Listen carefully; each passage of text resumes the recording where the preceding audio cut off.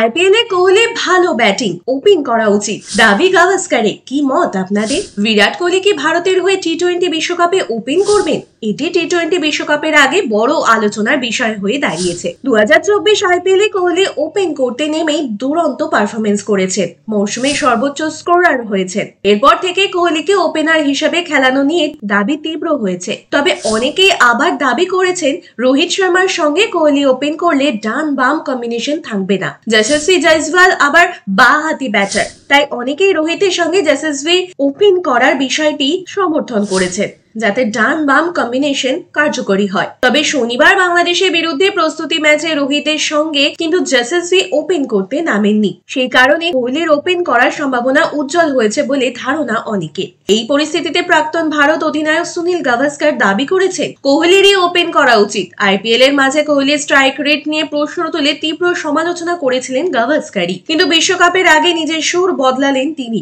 উল্টে আইপিএল এ কোহলি পারফরমেন্সের প্রশংসা করেছেন গাভাস্কার। কোহলি আইপিএল এ 15 ইনিংসে 741 রান করেছিলেন। গাভাস্কার স্টার স্পোর্টস এর এক আলোচনায় দাবি করেছেন যে অধিনায়ক রোহিত শর্মার সঙ্গে কোহলির ওপেন করা উচিত, তারপরে 3 নামক যশস্বী জয়সওয়াল এবং 4 আসুক সূর্যকুমার যাদব। গাভাস্কার বলেছেন রোহিত শর্মা ও বিরাট কোহলি ওপেনার হিসেবে নামুক। কোহলি যেভাবে ব্যাটিং করেছে, বিশেষ করে আইপিএল এর দ্বিতীয়ার্ধে, ও অধিনায়ক রোহিত শর্মার সঙ্গে ব্যাটিং ওপেন করার যোগ্য। ভালো খেলোয়াড়রা যে কোনো জায়গায় ব্যাট করতে পারে, সেটা ডান হাতি হোক বা বাঁ হাতি। গাভাস্কার ওপেনিং কম্বিনেশনের বিতর্কের ডান বাম তত্ত্বকেও বাতিল করে দিয়েছে। ব্যাখ্যা করেছেন যে টেলিভিশনে ডান বাম হাতে সমন্বয় নিয়ে কথা বলতে খুব ভালো লাগে। ভালো খেলোয়াড়রা যে কোনো অর্ডারে ব্যাট করুক না কেন, তারা ভালোই হবে। রোহিত শর্মা এবং বিরাট কোহলির মতো দুজন দুর্দান্ত ব্যাটার রয়েছে। আইপিএল এ কোহলি যে ফর্ম দেখিয়েছে, ওরই ব্যাটিং ওপেন করা উচিত।